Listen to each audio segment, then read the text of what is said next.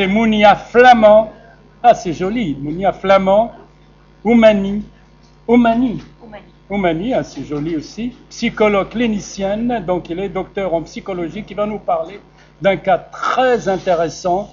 Hein, il n'y a pas la personne avec vous, il n'y a pas la personne, mais vous pouvez le rapporter. Donc, quand le rêve laisse place au cauchemar. C'est joli, hein, les psychologues, quelquefois, ils choisissent un des... Je le ferai appel à vous quand j'écrirai un nouveau bouquin. Merci. On va pouvoir ressentir la personne entre les lignes. Oui, voilà, Mounia Flamand, psychologue clinicienne auprès de l'équipe mobile de prévention et d'accès aux soins à Amiens. On travaille en équipe, on fait des permanences un peu partout dans les foyers d'hébergement d'urgence. Notre premier partenaire, c'est le 115 à Amiens.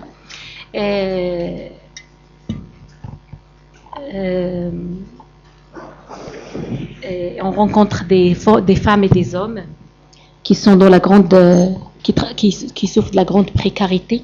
D'accord, très bien. Et des problèmes psychologiques, psychiatriques, des fois somatiques, mais on ne fait pas du somatique, mais des fois on passe par le somatique pour accéder au psychiatrique, à la souffrance. La souffrance qui est rejetée de partout, la souffrance qu'on n'accepte pas. Donc avec l'équipe, nous avons des partenaires comme des associations, le département, le commissariat, la région, donc partenaires à tout le monde pour s'approcher aux personnes qui souffrent. Je suis aussi bénévole active dans une association qui s'appelle les Deux Rives, une association qui est à Amiens, franco-marocaine, qui aussi travaille pour l'accompagnement culturel, social et sportif pour les populations. Donc il va en aide aux populations qui sont dans le besoin pour apporter de l'aide. Donc là aujourd'hui, je suis venue par le biais de cette association. J'étais très contente qu'on m'a appelée pour participer, pour venir vous présenter une situation. Donc je vais vous présenter donc, une femme que j'ai rencontrée dans le cadre de mon travail, de mon activité professionnelle. Je l'ai prénommée Fatia. Une femme qui a 3 enfants. J'ai donné à chacun un prénom. Donc j'ai changé toutes les identités pour respecter l'anonymat. Donc elle a 2 filles et un garçon. Donc j'ai été appelée par un de mes partenaires sur le dispositif 115 et pour une femme qui est en crise de larmes, qui est en souffrance. Et la demande était très claire et très précise. Madame, elle a besoin de soutien psychologique. Donc j'ai rencontré assez rapidement cette dame qui est d'origine maghrébine. Avant de venir à Amiens, elle était en Italie. Elle vivait avec ses enfants et son mari en Italie. Donc assez rapidement, je l'ai rencontrée dans un foyer d'hébergement d'urgence. Je me suis rendue dans le foyer. Donc à son arrivée, les enfants n'étaient pas encore inscrits à l'école de proximité. Lors de notre première rencontre, Madame évoque simplement son arrivée au foyer avec ses enfants et leur installation. Elle attendait également de rencontrer une assistante sociale pour pouvoir inscrire les enfants à l'école. Je voyais un visage d'une femme fatiguée, avec une mimique triste, les yeux gonflés et remplis de larmes. Ses 2 premières filles avaient le sourire. Ils avaient l'air contentes. Et le petit jeune, que j'ai prénommé Malik, dans les bras de sa mère, qui a 3 ans, qui avait le biberon dans sa bouche. Il pleurait et réclamait l'attention de sa maman en continu. Donc notre entretien a pris fin et j'ai proposé un autre rendez-vous. Donc lors du 2e entretien, présente avec ses 3 enfants, Madame Fatia parle très peu d'elle. Elle parle des enfants, de l'organisation de l'école, En fait, elle évitait de parler des violences vécues devant les enfants. J'ai proposé un autre rendez-vous. L'équipe a réussi d'inscrire Sarah et Nargis, les filles, à l'école. Le petit Malik, 3 ans, n'a pas eu de place en crèche. Il restait avec sa maman. La procédure de divorce a été enclenchée. Un acte que madame, je ne sais pas si tout le monde a connaissance de résumé que j'ai envoyé. Oui, le petit résumé. Oui, vous l'avez. Hein. Oui. Donc la programme. Ah, j'aurais dû vous demander 5 minutes pour lire parce le que c'est une continuité.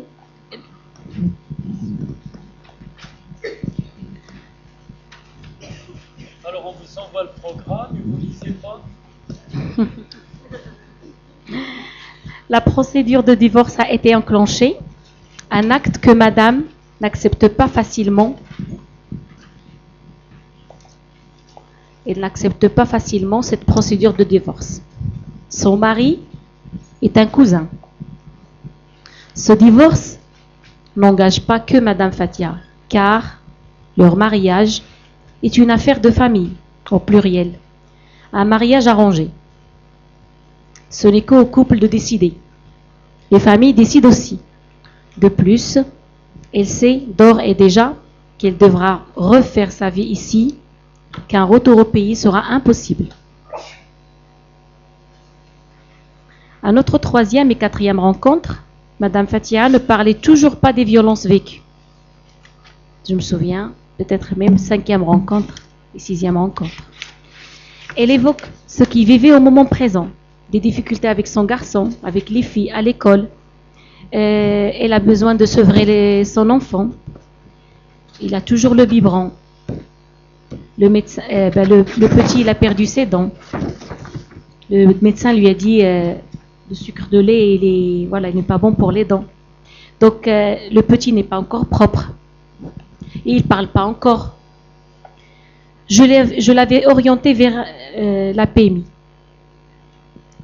Selon elle, son projet est de rester en France, de trouver un travail pour subvenir aux besoins de ses enfants et ne pas retourner au Maghreb, par peur des représailles. En insistant, elle dit, une femme divorcée avec 3 enfants, c'est une femme jugée. C'est très mal vu. Et la famille ne l'accepte pas à la maison pour diverses raisons.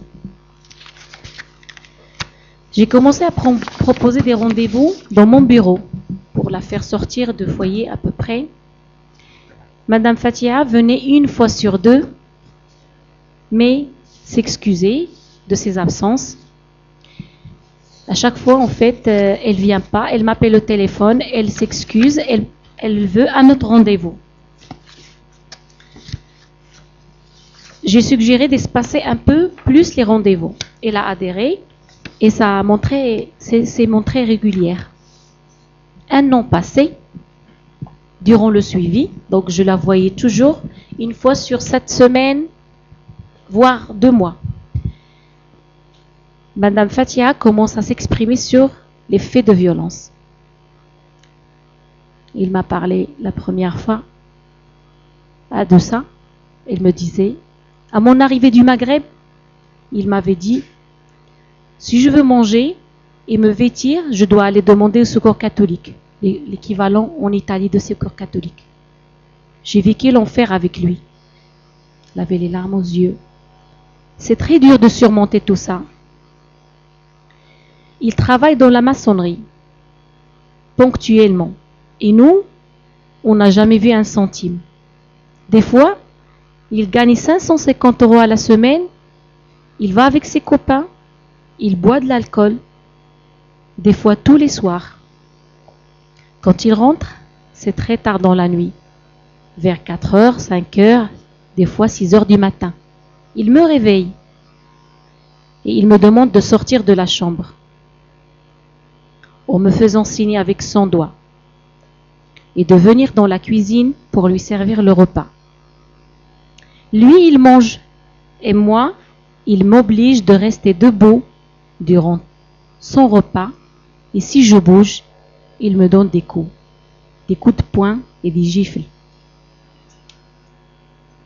C'est ça, c'est comme ça quand il travaille, quand il a un peu ou beaucoup d'argent, il boit de l'alcool.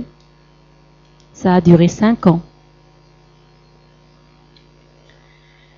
Madame reprend sa respiration et continue son propos. Une fois, j'ai été enceinte. Il m'a insultée. Il m'a beaucoup frappée. Il m'a ouvert le crâne. Il n'a pas voulu appeler le secours. Je criais, j'appelais à l'aide. Et son frère, qui habitait dans le même immeuble, m'a porté secours. J'ai été interdit de dire aux soignants que c'est mon mari qui m'a fait ça. Il m'a menacé de me retirer les enfants et de m'éloigner d'eux si je le dénonçais. Je suis sortie de l'hôpital avec 6 points de suture. En soufflant, elle dit « Je ne vais jamais oublier qu'il m'a ouvert mon crâne. » Avec lui, il était interdit de sortir ou de recevoir des gens chez nous, interdit de parler avec les voisins ou autres. Son frère marié aussi, nous le voyions très peu. Et il était au courant de ce que s'est passé. Ce dernier lui disait de ne pas me taper. En 2016, monsieur, je l'ai prénommé Ahmed, monsieur Ahmed a entendu parler qu'en France, on cherchait de la main-d'œuvre. L'une de ses connaissances lui a envoyé l'information. En effet, arrivé en France septembre, monsieur Ahmed a trouvé du travail en octobre. La famille a pu trouver un petit logement à louer dans un village. Donc, d'après madame Fatia, l'harcèlement a continué. Bien sûr, c'était au quotidien. Un dimanche de mois de janvier, madame décrit une journée de violence sans fin, allant jusqu'à penser que son dernier jour arrivait. En effet, dès le matin, et sans motif apparent, monsieur Ahmed s'est jeté sur elle, l'a traînée par les cheveux jusqu'à la chambre parentale, l'a frappée fort sur la tête avec des coups de poing, l'a étranglée. Monsieur la tenait fort entre ses jambes, par terre. Elle était coincée par terre, entre les pieds du lit et le placard. En maintenant son entrave, il l'obligeait à lui dire qu'elle n'était qu'une chienne, une esclave. Madame a paniqué, a pleuré. Elle a beaucoup crié à l'aide, en vain. Il n'avait pas le moyen d'échapper. Elle décrit un instant de terreur, d'une extrême violence. Les minutes étaient interminables. Elle précise même voir un homme qui avait la mort dans ses yeux, quand il était en train de l'étrangler. Pendant ce temps, les enfants se trouvaient dans le salon. L'aîné, alerté par les cris et la violence subie, a tenté de venir en aide à sa mère. À cet instant, son père l'a violemment frappée. Elle a persisté, ce qui a engendré une extrême violence du père qui s'est retourné contre elle pour la saisir, ce qui a permis à la mère d'échapper et de rejoindre les enfants au salon qui l'entouraient dans une forme de protection. Le lendemain matin, M. Ahmed devait aller travailler, mais il tournait en rond. Il faisait des va-et-vient et des viens. Il hésitait à se rendre au travail par peur que sa femme puisse sortir le dénoncer, aux voisins, à l'école, à quelqu'un. Il a fini par sortir vers 11 heures, bien sûr après avoir déposé les filles à l'école le matin. Madame Fatia s'est rassurée que son mari soit parti travailler. Elle est sortie de la maison avec son garçon. Elle était vêtue de sa tenue ensanglantée suite aux événements de la veille. Elle s'est rendue à la gendarmerie pour porter plainte. La procédure a été enclenchée. L'assistante sociale est allée chercher les enfants à l'école. Et à partir de ce jour-là, Madame Fatia est arrivée avec ses enfants sur notre dispositif d'urgence de femmes victimes de violences.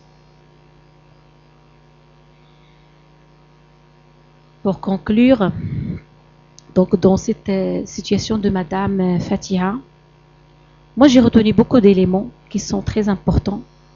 Mes 3 éléments qui m'ont beaucoup frappée.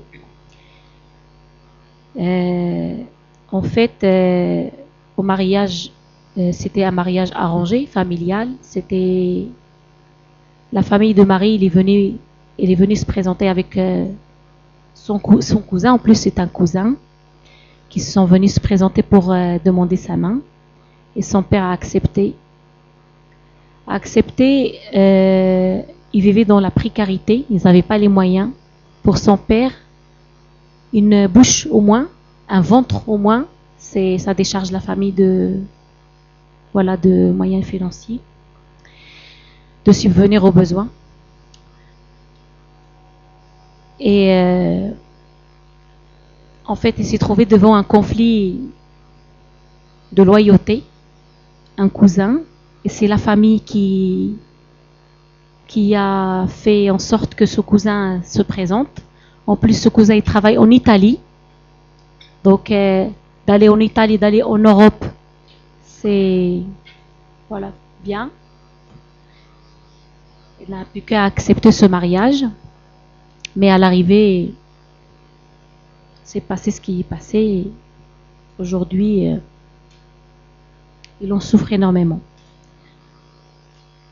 Voilà, je vous laisse la réflexion. Je suis prête à répondre à vos questions. Ou peut-être pas.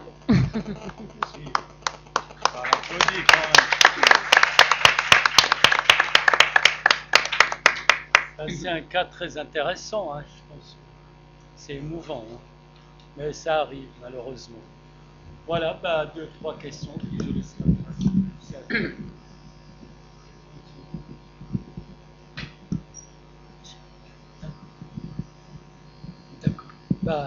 D'accord. Voilà. Prenez le micro, j'espère qu'il marche. Merci. Merci, bonjour, merci pour votre témoignage, l'apport de cette situation. Amélie Vido, je me présente, je travaille à la ville de Paris sur l'Observatoire parisien des violences faites aux femmes. Et du coup, je m'interrogeais un peu plus sur le fonctionnement que vous avez nommé de l'équipe mobile, en fait, sur quelle structure elle est appuyée. Est-ce que c'est une équipe qui est gérée par l'association Les Deux Rives ou c'est tenant un hôpital? Et la deuxième question, c'est quelles sont vos missions? Parce que à la fois, je comprends que vous avez de l'intervention en urgence, comme pour madame, mais du coup, vous avez aussi évoqué un suivi. Voilà. Merci pour votre question. En effet, je suis clinicienne auprès de l'équipe mobile psychiatrique pour prévention et accès aux soins. C'est une équipe qui travaille pour l'hôpital psychiatrique, mais on a mon poste, c'est un poste monté par l'hôpital et le SAMU social. Donc, comme j'ai dit, notre premier partenaire, c'est le SAMU social, mais c'est un poste, 50% avec l'hôpital et 50% de SAMU social.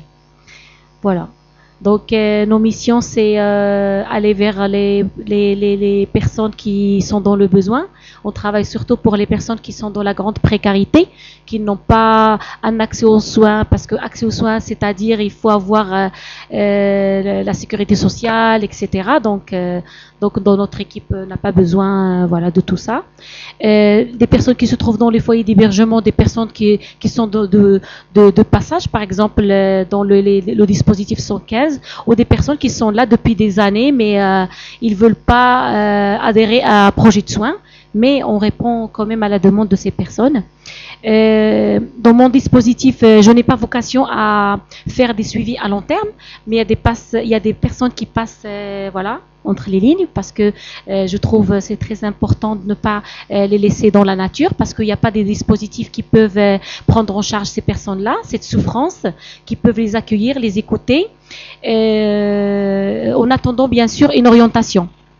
Parce que je les garde pour un objectif de les orienter vers un dispositif, vers un CMP, quelqu'un un organisme qui peut les prendre par la suite, pour ne pas les laisser.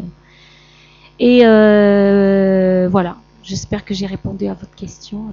Et du coup, juste pour savoir, l'équipe mobile, elle se compose de quels professionnels? Des psychologues, nous avons un psychiatre, nous avons une assistante sociale, 3 infirmiers, un cadre infirmier, une cadre infirmière, Voilà.